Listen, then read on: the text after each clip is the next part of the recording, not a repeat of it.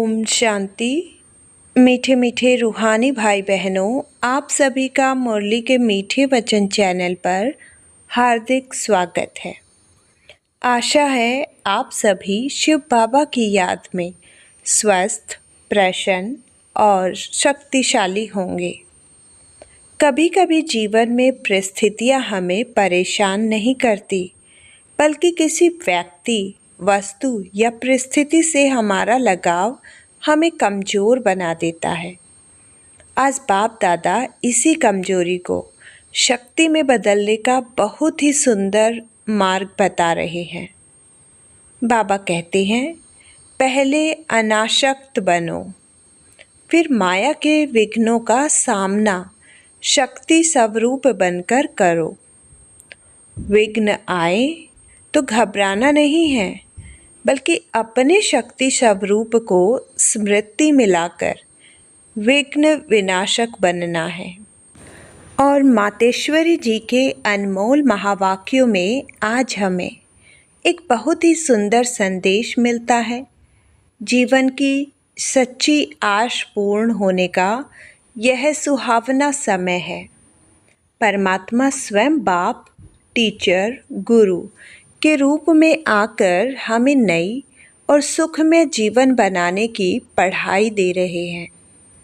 तो आइए आज की इस सुंदर मुरली और मातेश्वरी जी के अनमोल महावाक्यों को सुनते हैं, मनन करते हैं और देखते हैं कि आज बाबा हमें अपने जीवन में कौन सी शक्ति धारण करने की प्रेरणा दे रहे हैं।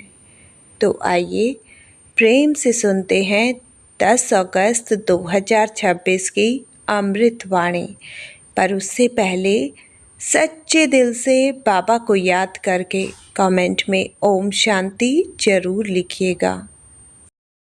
मीठे बच्चे, जैसे बाप अपकारियों पर भी उपकार करते हैं, जैसे तुम भी फॉलो फादर करो, सुखदाई बनो, इस देह को भूलते जाओ।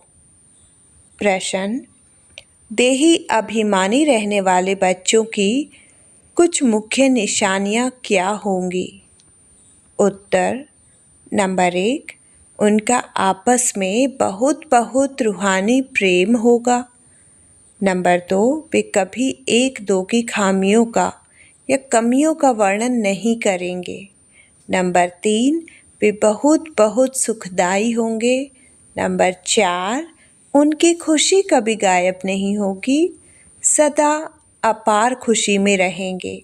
नंबर 5, कभी मतभेद में नहीं आएंगे।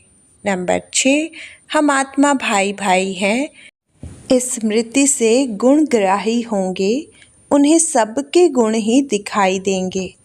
वे खुद भी गुणवान होंगे और दूसरों को भी गुणवान बनाएंगे।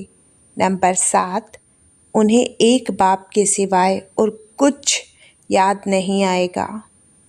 ओम शांति। ऊंचते ऊंच बेहद के बाप के सम्मुख तुम सब बच्चे बैठे हो। तुम कितने भाग्यशाली हो जो ऐसा बाप मिला है। तुम ज्ञान सागर बाप के पास आए हो, ज्ञान रत्नों से झोली भरने, कमाई करने। बाप तुम मीठे मीठे बच्चों को कितना ऊंच ले जाते हैं। बाप तो सिर्फ तुम बच्चों को ही देखते हैं, उनको तो किसी को याद नहीं करना है। इनकी आत्मा को तो बाप को याद करना है। बाप कहते हैं, हम दोनों तुम बच्चों को ही देखते हैं, मुझ आत्मा को तो साक्षी हो नहीं देखता है। परंतु बाप के संग में मैं भी ऐसे देखता हूँ। बाप के साथ रहता तो हूँ ना, उनका बच्चा हूँ तो साथ में देखता हूँ। मैं विश्व का मालिक बन घूमता हूँ, जैसे कि मैं ही यह करता हूँ। मैं दृष्टि देता हूँ, देह सहित सब कुछ भूलना होता है। बाकी बाप और बच्चा जैसे एक हो जाते हैं तो बाप समझाते हैं, मीठे बच्चे खूब पुरुषार्थ करो। जैसे बाप अपकारियों पर भी उपकार करते हैं, ऐसे तुम भी फॉलो फादर करो, सुखदाई बनो, आपस में कभी लड़ो झगड़ो नहीं। अपने को आत्मा समझ इस देह को भूलते जाओ। सिवाय एक बाप के और कोई याद न आए। यह भी जैसे जीते जी मौत की अवस्था है। इस दुनिया से जैसे मर गए। कहते भी हैं आप मुए मर गई दुनिया। यहाँ तुमको जीते जी मरना है। शरीर का भान उड़ाते रहो। एकांत में बैठ अभ्यास करते रहो। सवेरे एकांत में बैठ अपने साथ बातें करो। बहुत उकीर उमंग से बाप को याद करो। बाबा बस अभी हम आपकी गोद में आया कि आया। बस एक की याद में ही शरीर का अंत हो। इसको कहा जाता है एकांत। बाप को याद करते करते यह शरीर रूपी चमड़ी छूट जाएगी। तुम जानते हो यह पुरानी दुनिया, पुरानी देह खल्लास हो जानी है। बाकी पुरुषार्थ के लिए थोड़ा सा संगम का समय है। बच्चे पूछते हैं बाबा यह पढ़ाई कब तक चलेगी? बाबा कहते जब तक दैवी राजधानी स्थापन हो जाए तब तक सुनाते रहेंगे। फिर ट्रांसफ़र होंगे नई दुनिया में। यह पुराना शरीर है, कुछ न कुछ कर्म भोग भी चलता रहता है। इसमें बाबा मदद करे, यह उमंग नहीं रखनी चाहिए। दिवाला निकला, बीमार हुआ, बाप कहेंगे यह तुम्हारा हिसाब किताब है। हाँ, फिर भी योग से आयु बढ़ेगी। अपनी मेहनत करो, कृपा मांगो नहीं। बाप को जितना याद करेंगे इसमें ही कल्याण है। जितना हो सके योग बल से काम लो। भक्ति मार्ग में गाते हैं मुझे पलकों में छिपा लो। प्रिय चीज को नूर रतन प्राण प्यारा कहते हैं। यह बाप तो बहुत प्रिय है परंतु है गुप्त। उनके लिए लव ऐसा होना चाहिए जो बात मत पूछो। बच्चों को तो बाप अपनी पलकों में छिपाते ही हैं। पलकें कोई यह आंखें नहीं, यह तो बुद्धि की बात है। मोस्ट बिलव्ड निराकार बाप हमें पढ़ा रहे हैं। वह ज्ञान का सागर, सुख का सागर, प्यार का सागर है। ऐसे मोस्ट बिलव्ड बाप के साथ कितना प्यार होना चाहिए। बच्चों की कितनी निष्काम सेवा करते हैं। तुम बच्चों को हीरे जैसा बनाते हैं। कितना मीठा बाबा है। कितना निरअहंकारी बन तुम बच्चों की सेवा करते हैं। तो तुम बच्चों को भी इतने प्यार से सेवा करनी चाहिए। श्रीमत पर चलना चाहिए। कहाँ अपनी मत दिखाएं तो तकदीर को लकीर बन जाएंगे। तुम बच्चों का आपस में बहुत बहुत रूहानी प्रेम होना चाहिए परंतु देह अभिमान में आने के कारण वह प्यार एक दो में नहीं रहता है। एक दो की खामियां ही निकालते रहते हैं। फलाना ऐसा है, वह यह करता है। तुम जब देही अभिमानी थे तो किसी की खामियां नहीं निकालते थे। आपस में बहुत प्यार था। अब फिर वही अवस्था धारण करनी है। पहले तुम कितने मीठे थे, फिर ऐसा मीठा सदा सुखदाई बनो। देह अभिमान में आने से दुखदाई बने तो तुम्हारी रूहानी खुशी गायब हो गई। लाइफ भी छोटी हो गई। अब फिर बाप आया है तुम्हें सतो प्रधान बनाकर सदा सुखदाई बनाने। तुम जितना बाप को याद करते रहेंगे उतना खामियां निकलती जाएंगी, मतभेद निकलता जाएगा। यह पक्का याद रहे हम भाई भाई हैं। आत्मा भाई भाई को देखने से सदैव गुण ही दिखाई पड़ेंगे। सबको गुणवान बनाने की कोशिश करो। अवगुणों को छोड़ गुणों को धारण करो। कभी किसी की गल्लानी नहीं करो। कोई कोई में ऐसी खामियां हैं जो खुद भी समझ नहीं सकते हैं। वह तो अपने को बहुत अच्छा समझते हैं परंतु खामी होने के कारण कहाँ न कहाँ उल्टा बोल निकल पड़ता है। सतो प्रधान अवस्था में यह बातें नहीं होती। अपने आप को देखो, हम कितने मीठे बने हैं। हमारा बाप के साथ कितना लव है। बाप से लव ऐसा हो जो एकदम चटका रहे। बाबा, आप हमको कितना ऊंच समझदार बनाते हो, स्वर्ग का मालिक बनाते हो। ऐसे अंदर में बाप की महिमा कर गदगद होना चाहिए, रूहानी खुशी में रहना चाहिए। गाते भी हैं खुशी जैसी खुराक नहीं, बाप के मिलने की भी कितनी खुशी रहनी चाहिए। संगम पर ही तुम बच्चों को 21 जन्मों के लिए सदा खुशी में रहने की खुराक मिल जाती है। फिर कोई को किसी बात की चिंता नहीं रहती है। अभी कितनी चिंताएं हैं, इसलिए उसका असर शरीर पर भी आता है। तुमको तो कोई बात की चिंता नहीं। यह खुशी की खुराक तुम एक दो को खिलाते रहो। एक दो की यह जबरदस्त खातिरी करनी है। ऐसी खातिरी मनुष्य की कर नहीं सकते। तुम बाप की शरीमत पर यह खातिरी करते हो। खुश खैराफत भी यह है किसी को बाप का परिचय देना। यह ज्ञान और योग की फर्स्ट क्लास वंडरफुल खुराक है। यह खुराक एक ही रूहानी सर्जन द्वारा मिलती है, मन मना भव, मध्याजी भव। बस 2 वर्शंस की यह खुराक है। मोस्ट बिलव्ड बाप से विश्व की बादशाही मिलती है। यह कोई कम बात थोड़ी ही है। यह 2 वचन ही नामी ग्रामी है। इन 2 वचनों से तुम एवर हेल्दी एवर वेल्दी बन जाते हो। तो तुम बच्चों को इन बातों का सिमरण कर हर्षित रहना चाहिए। गोल्डी student life is the best, यह गायन भी अभी का है। जितना हो सके 1-2 को यह रूहानी खुराक पहुँचाओ।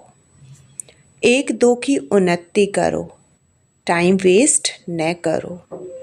बड़े धीरज से, गंभीरता से, समझ से बाप को याद करो। अपनी जीवन हीरे जैसी बनाओ। मीठे बच्चे, बाप की जो श्रीमत मिलती है उसमें गफलत नहीं करनी चाहिए। बाप का संदेश सभी को पहुंचाना है। बाप का मैसेज सभी को मिलना तो है ना। मैसेज बहुत सहज है, सिर्फ बोलो, अपने को आत्मा समझ बाप को याद करो। कर्मेंद्रियों से, मनसा, वाचा, कर्मणा कोई भी बुरा कर्म नहीं करो।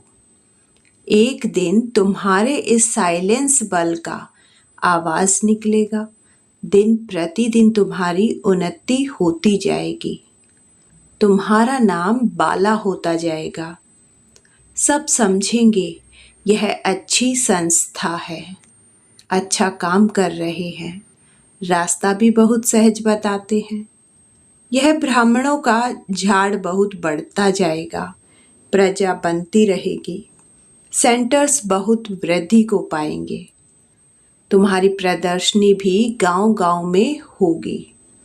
तुम बच्चों को बड़ी भारी सर्विस करनी है। तुम्हारे नए नए सेंटर्स खुलते जाएंगे, जिसमें अनेक मनुष्य आकर अपने जीवन हीरे जैसी बनाते रहेंगे। तुम्हें बहुत प्यार से एक एक की संभाल करनी है। कहाँ किसी बेचारे के पैर खिसक न जाए। जितने जास्ती सेंटर्स होंगे उतना जास्ती आकर जीवदान पाएंगे। जब आप बच्चों का प्रभाव निकलेगा तो बहुत बुलाएंगे कि यहाँ आकर हमको मनुष्य से देवता बनाने का राजयोग सिखाओ। आगे चलकर बहुत धूमधाम होगी कि वही भगवान आकर आबू में पधारे हैं। तुम बच्चे देख रहे हो कि इस समय पुरानी दुनिया में अनेक इंटरनेशनल रोले हैं। अब यह सभी रोले खत्म होने का है। इसकी तुम्हें कोई भी फिक्रात नहीं करनी है। तुम सबको सुनाओ कि इसकी परवाह नहीं करो। अब यह पुरानी दुनिया गई कि गई, इसमें मोह नहीं रखना है। अगर मोह होगा, हृदय शुद्ध नहीं होगा, तो अपार खुशी भी नहीं रहेगी। बच्चों को अथाह ज्ञान धन का खजाना मिलता रहता है, तो अपार खुशी होनी चाहिए। जितना हृदय शुद्ध होगा उतना औरों को भी शुद्ध बनाएंगे। योग की स्थिति से ही हृदय शुद्ध बनता है। तुम बच्चों को योगी बनाने का भी शौक होना चाहिए। अगर देह में मोह अभिमान रहता है, तो समझो हमारी अवस्था बहुत कच्ची है। देही अभिमानी बच्चे ही सच्चा डायमंड बनते हैं। इसलिए जितना हो सके देही अभिमानी बनने का अभ्यास करो। अच्छा, मीठे मीठे सिकिलते बच्चों प्रति माता पिता बाप दादा का याद प्यार और गुड मॉर्निंग। रूहानी बाप की रूहानी बच्चों को नमस्ते। धारणा के लिए मुख्य सार। नंबर 1, बाप समान निरअहंकारी बन बहुत प्यार से सबकी सेवा करनी है। श्रीमत पर चलना है। अपनी मत पर चलकर तकदीर को लकीर नहीं लगानी है। पॉइंट नंबर 2, संगम पर बाप द्वारा जो खुशी की खुराक मिली है, वही खुराक खाते और खिलाते रहना है। अपना टाइम वेस्ट नहीं करना है। बड़े धीरज से, गंभीरता से, समझ से बाप को याद कर अपनी जीवन हीरे जैसी बनानी है। वरदान, आशक्ति को अनाशक्ति में परिवर्तन करने वाले शक्ति स्वरूप भव। शक्ति स्वरूप बनने के लिए आशक्ति को अनाशक्ति में बदली करो। अपनी देह में, संबंधों में, कोई भी पदार्थ में यदि कहीं भी आसक्ति है तो माया भी आ सकती है और शक्ति रूप नहीं बन सकते। इसलिए पहले अनासक्त बनो, तब माया के विघ्नों का सामना कर सकेंगे। विघ्नों के आने पर चिल्लाने व घबराने के बजाय शक्ति रूप धारण कर लो तो विघ्न विनाशक बन जाएंगे। स्लोगन, रहम निस्वार्थ और लगाव मुक्त हो, स्वार्थ वाला नहीं। मातेश्वरी जी के अनमोल महावाक्य। जीवन की आश पूर्ण होने का सुहावना समय। हम सभी आत्माओं की बहुत समय से यह आस थी कि जीवन में सदा सुख शांति मिले। अब बहुत जन्म की आशा कब तो पूर्ण होगी। अब यह है हमारा अंतिम जन्म। उस अंत के जन्म की भी अंत है। ऐसा कोई नहीं समझे। मैं तो अभी छोटा हूँ। छोटे बड़े को सुख तो चाहिए ना, परंतु दुख किस चीज़ से मिलता है, उसका भी पहले ज्ञान चाहिए। अब तुमको नॉलेज मिली है कि इन 5 विकारों में फंसने कारण यह जो कर्म बंधन बना हुआ है, उनको परमात्मा की याद अग्नि से भस्म करना है। यह है कर्म बंधन से छूटने का सहज उपाय। इस सर्वशक्तिवान बाबा को चलते फिरते श्वासोश्वास याद करो। अब यह उपाय बताने की सहायता खुद परमात्मा आकर करता है, परंतु इसमें पुरुषार्थ तो हर एक आत्मा को करना है। परमात्मा तो बाप, टीचर, गुरु रूप में आए हमें वर्षा देते हैं, तो पहले उस बाप का हो जाना है, फिर टीचर से पढ़ना है, जिस पढ़ाई से भविष्य जन्म जन्मांतर सुख की प्रालब्ध बनेगी, अर्थात जीवन मुक्ति पद में पुरुषार्थ अनुसार मर्तबा मिलता है और गुरु रूप से पवित्र बनाए मुक्ति देते हैं। तो इस राज को समझ ऐसा पुरुषार्थ करना है। यही टाइम है पुराना खाता खत्म कर नई जीवन बनाने का। इसी समय जितना पुरुषार्थ कर अपनी आत्मा को पवित्र बनाएंगे, उतना ही शुद्ध रिकॉर्ड भरेगा। फिर सारा कल्प चलेगा। तो सारे कल्प का मदार इस समय की कमाई पर है। देखो, इस समय ही तुम्हें आदि मध्य अंत का ज्ञान मिलता है। हमको सो देवता बनना है और अपनी चढ़ती कला है फिर वहाँ जाके प्रारब्ध भोगेंगे। वहाँ देवताओं को बाद का पता नहीं पड़ता कि हम गिरेंगे। अगर यह पता होता कि सुख भोगना फिर गिरना है तो गिरने की चिंता में सुख भी भोग नहीं सकेंगे। तो यह ईश्वरीय कायदा रचा हुआ है कि मनुष्य सदा चढ़ने का पुरुषार्थ करता है, अर्थात सुख के लिए कमाई करता है। परंतु ड्रामा में आधा आधा पार्ट बना पड़ा है। जिस राज को हम जानते हैं, परंतु जिस समय सुख की बारी है तो पुरुषार्थ कर सुख लेना है। यह है पुरुषार्थ की खूबी। एक्टर का काम है एक्ट करने समय संपूर्ण खूबी से पार्ट बजाना, जो देखने वाले हेयर हेयर वाह वाह करे। इसलिए हीरो हीरोइन का पार्ट देवताओं को मिला है, जिन्हों का यादगार चित्र गाया और पूजा जाता है। निर्विकारी प्रवृत्ति में रह कमल फूल समान अवस्था बनाना, यही देवताओं की खूबी है। इस खूबी को भूलने से ही भारत की ऐसी दुर्दशा हुई है। अब फिर से ऐसी जीवन बनाने वाला खुद परमात्मा आया हुआ है। अब उनका हाथ पकड़ने से जीवन नैया पार होगी। अच्छा, ओम शांति।